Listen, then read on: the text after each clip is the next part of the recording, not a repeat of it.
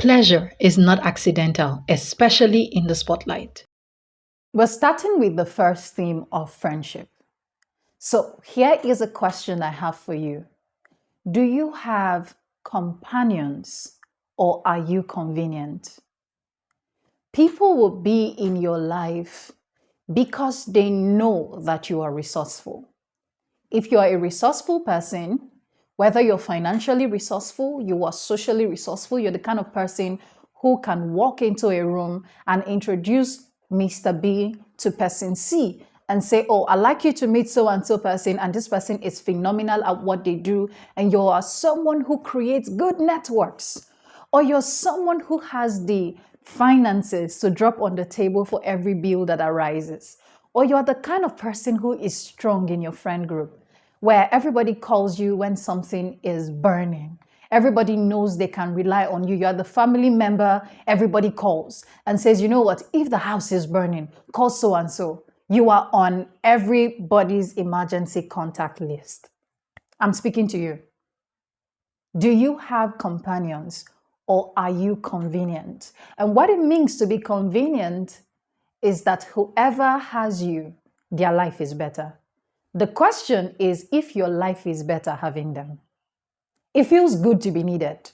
Do not deny the feeling of, oh, everybody calls me and I'm tired, I'm burned out, I'm exhausted. To be fair, the reason you like being called is that it satisfies your need to be needed. We all have that need. I'm not debunking that. I'm not kicking against it.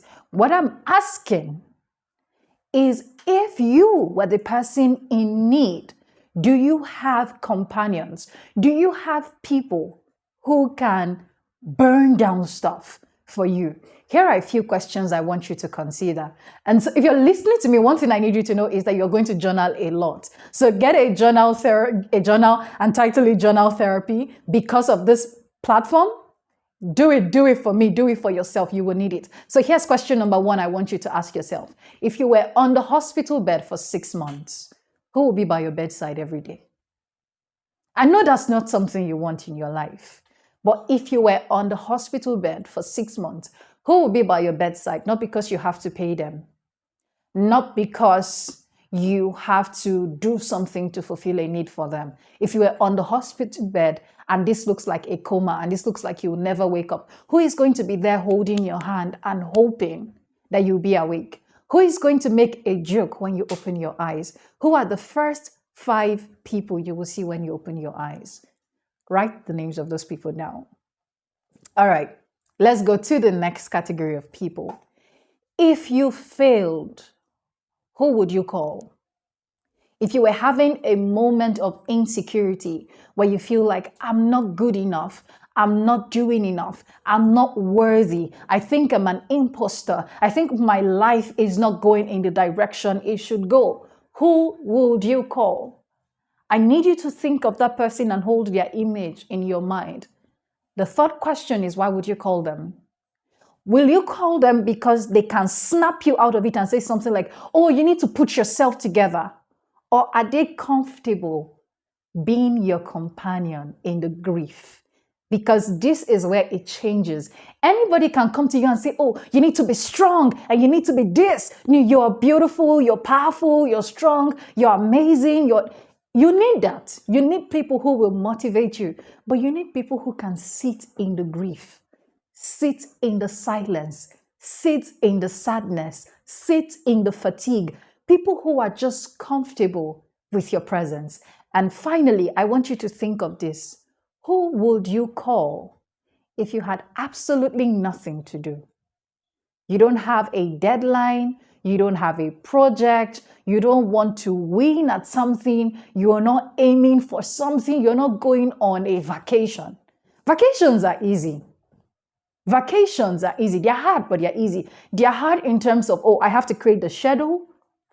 I have to match my schedule with your schedule. But then there is the need to just sit down in silence, in peace, and just breathe and be a person. If you were at the edge of a cliff, this quiet place where you could shout and your voice would echo, who would you want to share that moment with? Those are companions. They are not just people who you are convenient to. Their presence in your life makes your life more convenient. Their presence in your life makes your life more comfortable. These are the people who center you. When you speak about friendships, friendships are beyond good pictures. You need people who can be in your mundane life. One of the ways to simplify the spotlight is to have people you can have a mundane human existence with. I hope this has been fantastic. I hope you loved what you heard. I hope you would take down these questions, honestly answer them. If it takes you 1 week, that's fine. Journal therapy doesn't mean you have to finish it on the spot. It just means you have to be willing to listen, to take yourself on a date to hear yourself out. All right? See you in the next video. Bye.